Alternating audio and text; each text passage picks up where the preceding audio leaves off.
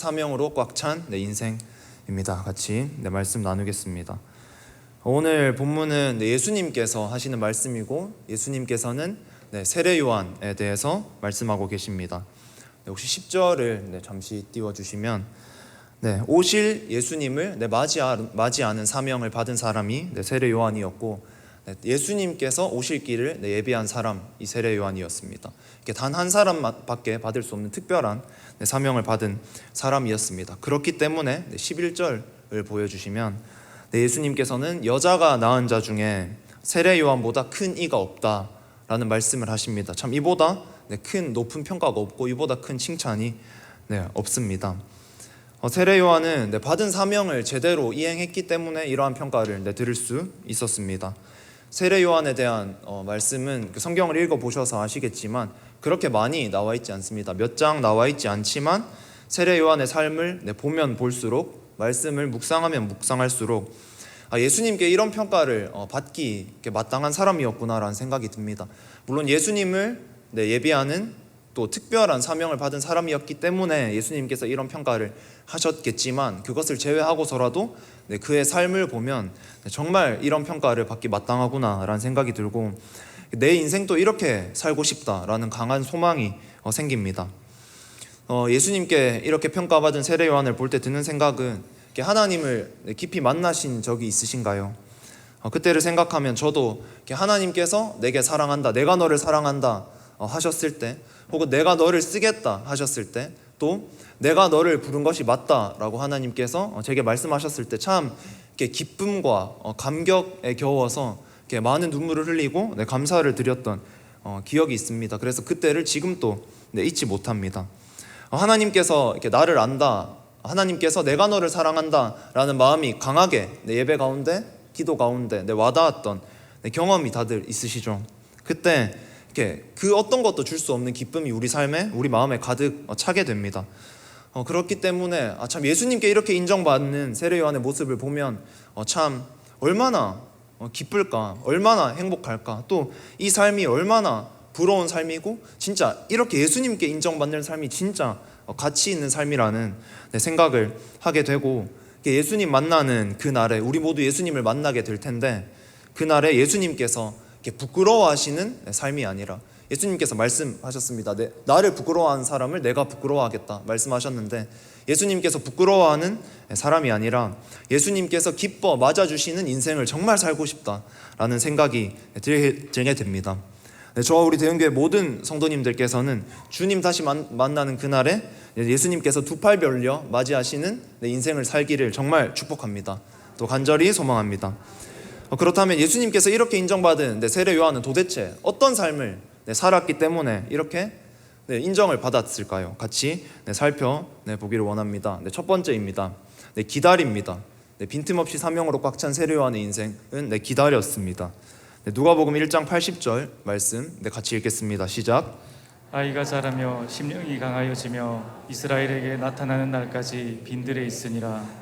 세례 요한은 본격적으로 사역을 시작하기 전에 예수님께서 오신다, 대비하라 라고 광야에서 외치는 자의 소리로서 사역을 시작하기 전에 어디에 있었냐면, 말씀 잠깐만 보여주시면 이스라엘에게 나타나는 날까지, 이스라엘에게 나와서 사명을 감당하기 전까지 빈들에 있었습니다. 즉 광야에 있었습니다.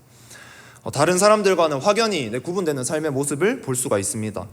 세례 요한은 사역 기간이 그렇게 긴 것도 아니고, 아시겠지만 이른 나이에 인생을 마감했기 때문에 인생의 대부분의 시간을, 거의 30년에 달하는 시간을 광야에서 보낸 것입니다. 가장 하고 싶은 거 많은 나이, 가장 왕성한 나이, 가장 꿈꾸고 가장 많은 것을 실천하고 준비할 나이에 광야에서 홀로 있었습니다. 당연히 외로웠을 것이고, 방주를 만드는 노아를 모든 사람들이 비난하지 않았습니까? 그것처럼 세례 요한을 비난하고 너 어리석은 사람이다, 왜 그렇게 융통성이 없냐, 하나님께서 말씀하신 거 맞냐 라고 말한 사람들도 정말 많았고, 그의 삶을 조롱하는 사람들이 티를 내든 내지 않든 정말 많았을 것입니다. 하지만 세례 요한은 광야에서 기다렸습니다. 사람이 많은 어느 곳에서 기다린 것도 아니고, 하나님께서 명하신 그곳으로 가서 하나님께서 명하신 삶을 살며 광야에서 기다렸습니다. 당시 예수님께서 오시기 전에 이스라엘의 상황은 어둡고 혼란스러운 영적 상황이었습니다. 그런데 세례 요한은 광야에 있었지만 그 소식을 들을 수 있었을 것입니다. 먼 다른 나라에 있었던 것은 아니기 때문에. 그래서 세례 요한은 하나님을 알았고 하나님과 교제하며 광야에서 있었기 때문에 당장 나가서 예수님을 외치고 싶다, 전하고 싶다라는 충동을 느꼈을 수도 있습니다. 하지만 참고 하나님의 때를 기다렸습니다. 왜 그렇게 기다려야 했나요? 왜냐하면 하나님께서 그를 기다리게 하셨기 때문이고, 그 시간 동안 다른 것이 아니라 그냥 기다리라는 하나님의 억지가 아니라 그 시간 동안 그를 준비시키셨기 때문입니다. 준비하지 않고 나갔을 때는 사명을 감당할 수 없음을 알았기 때문입니다. 80절 말씀, 1장 80절 말씀 다시 보여주시면, 빈 들에 있었는데, 광야에 있었는데 앞을 보면 심령이 강하여졌다고 했습니다. 영적으로 어두웠던 이스라엘과 철저히 구분돼서 예수님을 전할 사람이 필요하셨던 하나님께서는 세례 요한을 철저히 구분되게 생활하게 하시면서 다른 누군가의 교제 없이, 그 시기에 누구나 누리고 싶은 그 즐거운 생활 없이 하나님을 만나게 하셨고, 성령 충만하게 하셨고, 예수님을 예비하는 중요한 사명을 감당할 자로 준비되게 하셨습니다. 하나님께서는 하나님의 사람들에게 준비하며 하나님의 때를 기다리게 하십니다. 이렇게 하나님께서 우리의 인생의 때에 나를 준비시키시고, 때론 나를 연단하시고, 때로는 힘들지만 그 시기를 하나님께서 보내게 하실 때 그 시기를 하나님의 뜻으로 알고 잘 준비하며 기다릴 수 있는 우리 대은교회가 되기를 간절히 소망합니다. 하나님의 사람들은 이렇게 하나님의 뜻을 기다린 사람들이 참 많습니다. 창세기 37장 5절에서 9절 말씀 같이 읽겠습니다. 시작. 요셉이 꿈을 꾸고 자기 형들에게 말하매 요셉이 그들에게 이르되 청하건대 내가 꾼 꿈을 들으시오. 우리가 밭에서 곡식 단을 묶더니 내 단은 일어서고 당신들의 단은 내 단을 둘러서서 절하더이다. 그 형들이 그에게 이르되 내가 참으로 우리의 왕이 되겠느냐, 참으로 우리를 다스리게 되겠느냐 하고 그의 꿈과 그의 말로 말미암아 그를 더욱 미워하더니, 요셉이 다시 꿈을 꾸고 그의 형들에게 말하여 이르되 내가 또 꿈을 꾼즉 해와 달과 11별이 내게 절하더이다 하니라. 아멘. 요셉은 어린 나이에 2번이나 꿈을 꿨습니다. 곡식단이 자신에게 절하는 꿈, 또 해와 달과 11별이 자신에게 절하는 꿈을 꾸고 감격해서 말을 하는 모습을 볼 수가 있습니다. 하지만 이 꿈을 꾼 후에 요셉의 삶은 어떠한가요? 먼저는 노예로 팔려갑니다. 형들이 팔았는데 가서 노예가 됩니다. 노예 생활을 하다가 인정을 받았습니다. 그래서 보디발에게 아내 말고는 다 네가 관리하라, 이런 인정을 받을 정도로. 그래서 그 인정을 받았을 때 요셉은 소망을 품었을 수도 있을 것 같습니다. 하나님께서 이제 인정을 받게 하심으로 어떻게 나를 쓰려고 하시나, 그 꿈을 이뤄 가시나 생각할 수 있었을 텐데, 그때 자신은 잘못이 전혀 없는데 오해로 보디발 아내의 모함으로 노예에서 더 심한 상황인 감옥으로 가게 됩니다. 더 좌절하는 상황에 있게 됩니다. 감옥에서도 간수의 인정을 받아서 좋은 상황이 있었고, 심지어 술 맡은 관원장과 떡 맡은 관원장의 꿈을 해석해줬고, 그 꿈이 실제로 이루어졌기 때문에 술 맡은 관원장에게 가서 내 얘기를 좀 잘해달라, 내가 풀려날 수 있도록 해달라라고 말을 해놨기 때문에 이제 드디어 나갈 수 있겠구나 라는 소망 또한 생겼을 것입니다. 근데 술 맡은 관원장은 나가자마자 요셉을 잊었습니다. 요셉은 참 원망을 할 수도 있었고 하나님을 부정할 수도 있었습니다. 자신에게 조금 소망이 생기려고 하면 좌절되고, 조금 소망이 생기려고 하면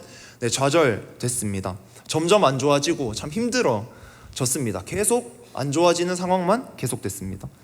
하지만 요셉은 그런 상황 속에서도 세례 요한이 광야에서 그랬던 것처럼 홀로 하나님 앞에서 살았습니다. 우리가 요셉의 삶을 얘기할 때 코람데오라는 말을 많이 하는데, 하나님 앞에서 누가 보지 않아도 그 삶을 지켜냈습니다. 그럴 때 하나님께서는 하나님의 때에 높이 들어 사용하셨습니다.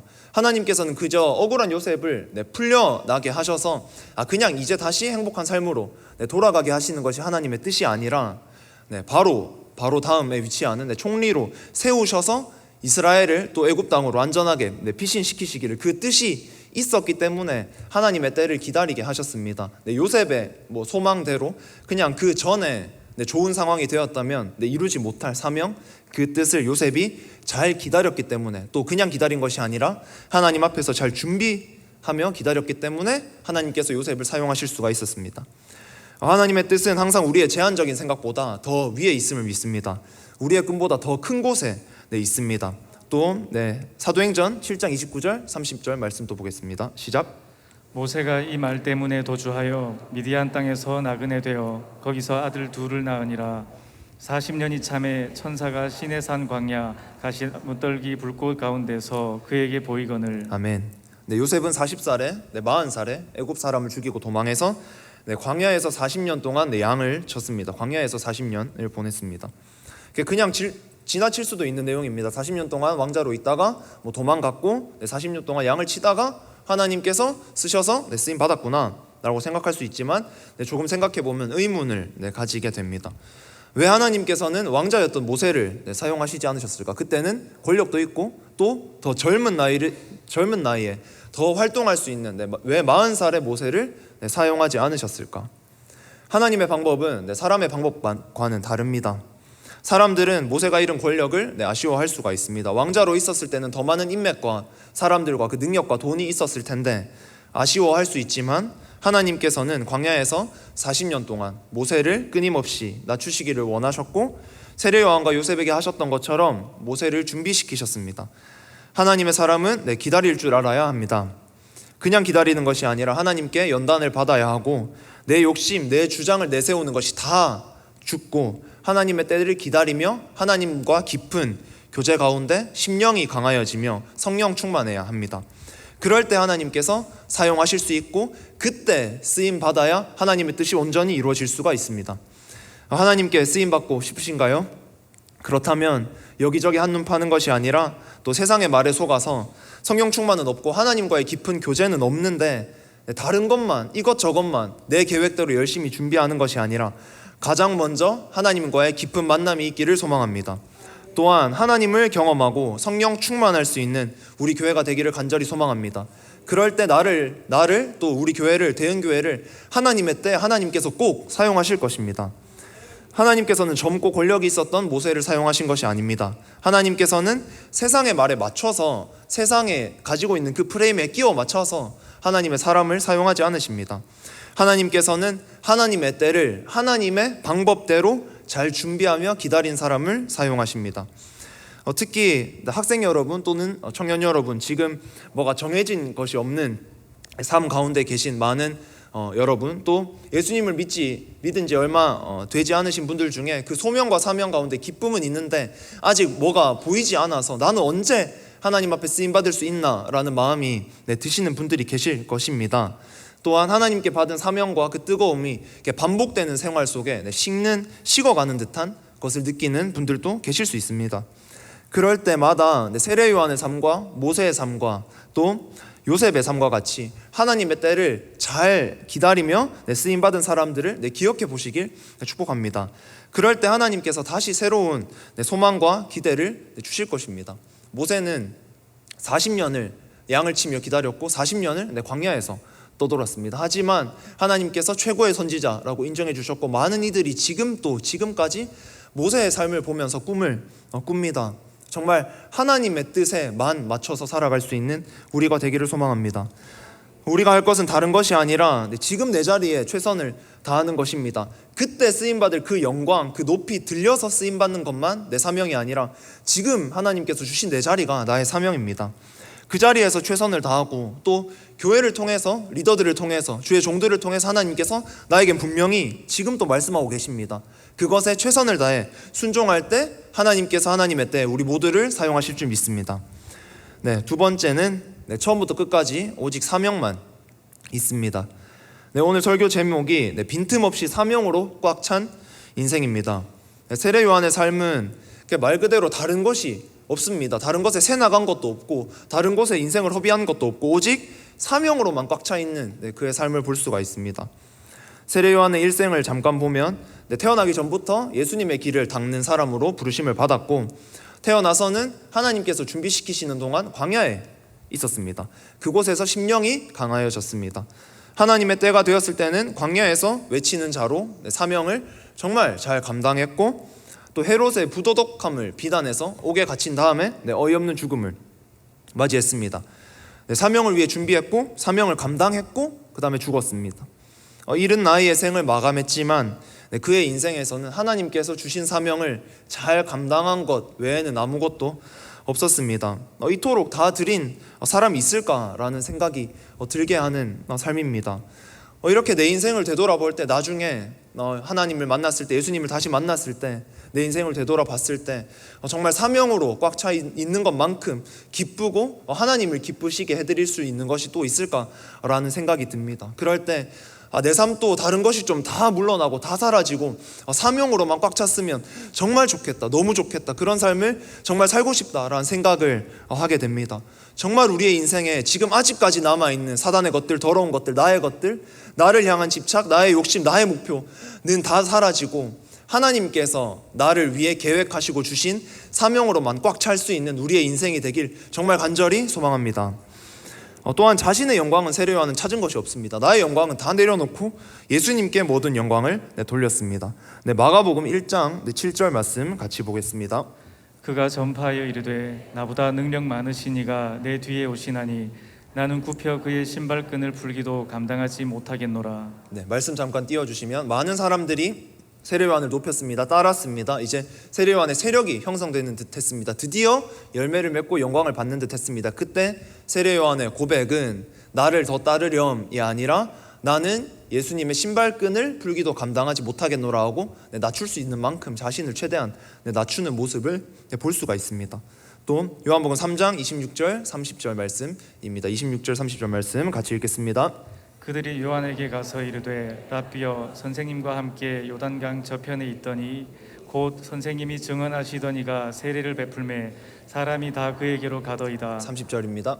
그는 흥하여야 하겠고 나는 쇠하여야 하리라 하니라.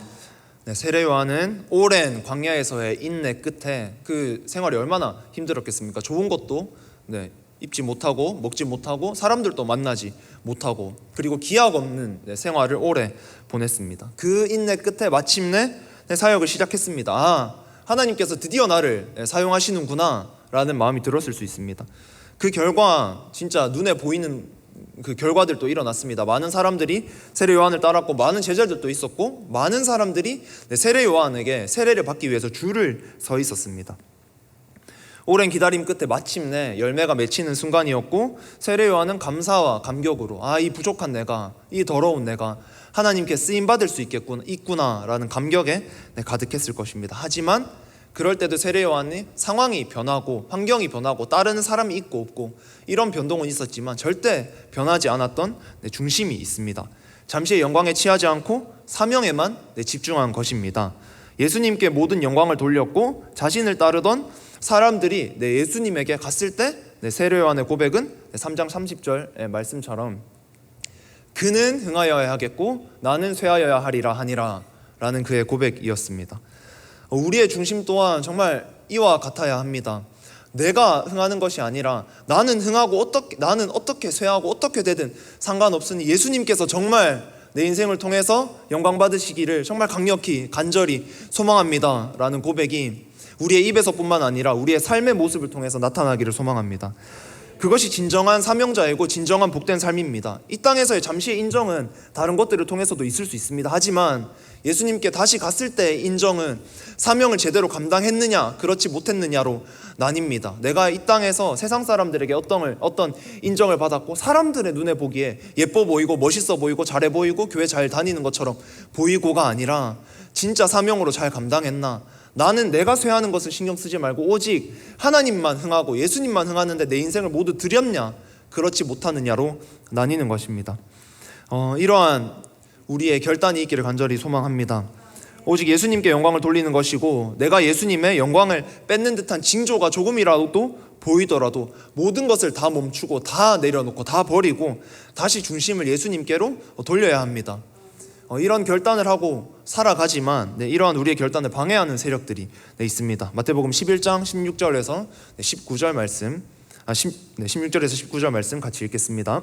이 세대를 무엇으로 비유할까? 비유하건대 아이들이 장터에 앉아 제 동물을 불러 이르되 우리가 너희를 향하여 피리를 불어도 너희가 춤추지 않고 우리가 슬피 울어도 너희가 가슴을 치지 아니하였다 함과 같도다.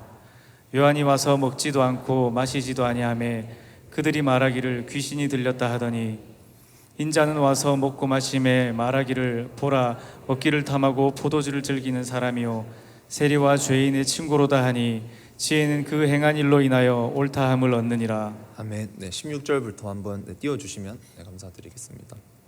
16절에 보면 예수님께서 하시는 말씀인데, 예수님께서 바리새인들과 율법 교사들, 그 중에 예수님을 따르지 않는 자들에게 하시는 말씀입니다.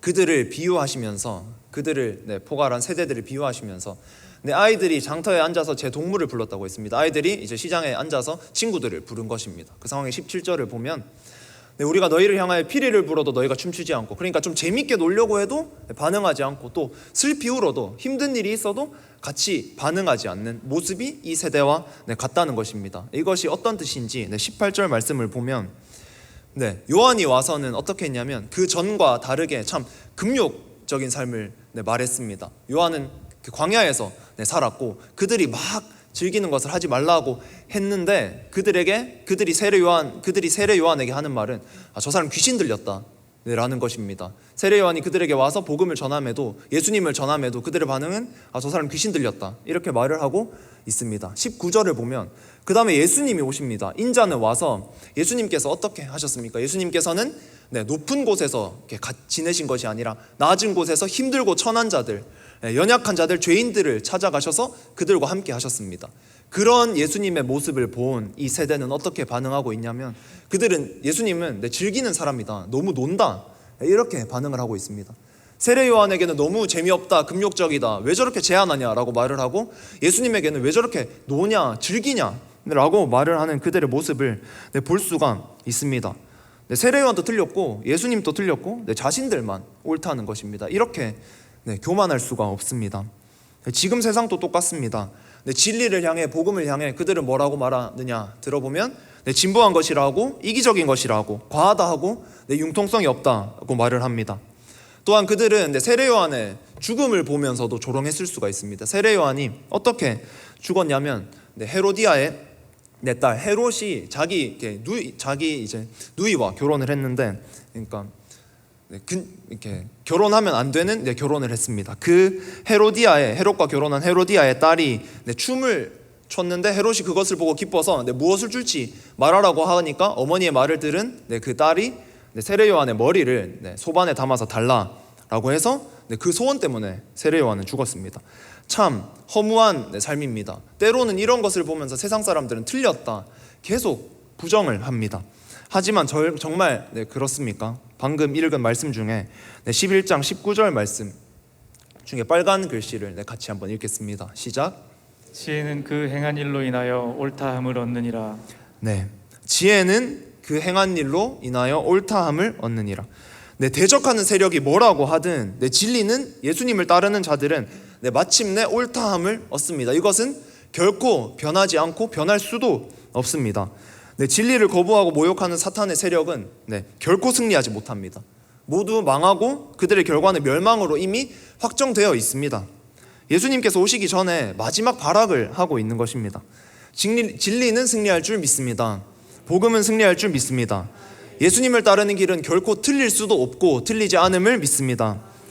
예수님께서 인정하시는 사람은 막 시대의 흐름에 발맞추어서 변화하고 융통성을 발휘하며 다른 종교도 품어야지 라는 주장을 하는 사람들이 아닙니다. 시대의 흐름도 따라가는 것이 필요할 수 있고 융통성도 필요할 수 있습니다. 하지만 복음보다, 진리보다 먼저 될 수 없고 그것을 결코 훼손시킬 수도 없고, 세상 사람들이 뭐라고 하든 성경이 옳고 말씀이 옳고 예수님이 옳고 하나님이 옳고 복음이 옳은 것입니다. 복음이 옳은 것을 넘어서 복음만이 옳은 것입니다. 예수님께서는 예수님을 따르는 사람들을 인정하십니다. 사명을 붙잡는 사람에게 그 눈을 집중하시며 그들을 위해서 지금도 중보하고 계십니다. 빈틈없이 사명으로 꽉 찬 인생을 살아서 하나님께 인정받는 저와 모든 성도님들 되시기를 축복합니다. 그런 대은교회가 되기를 소망합니다. 정리하겠습니다. 빈틈없이 사명으로 꽉 찬 인생입니다. 첫 번째는 빈틈없이 사명으로 꽉 찬 인생, 사명자는 기다립니다. 하나님께서 기다리라고 하실 때 하나님의 때가 있습니다. 그 때를 잘 기다리며 하나님과 교제하며 하나님께서 준비시키시는 것을 준비하며 기다립니다. 그럴 때 하나님께서 하나님의 때 그런 사람들을 선택하시고 그런 사람들에게 하나님의 눈이 가 있기 때문에 그런 사람들을 쓰십니다. 또한 처음부터 끝까지 오직 사명만 있습니다. 어디를 찔러도 사명만 나옵니다. 세상이 무슨 소리를 해도 나 자신에 대한 집착, 내 영광, 나의 어떤 것, 내 계획은 다 없고 오직 하나님께 영광 돌리는 일로만 가득 찬 인생을 산 그런 사명자들이 많이 일어나기를 소망합니다. 이 시간 같이 찬양하고 기도하겠습니다.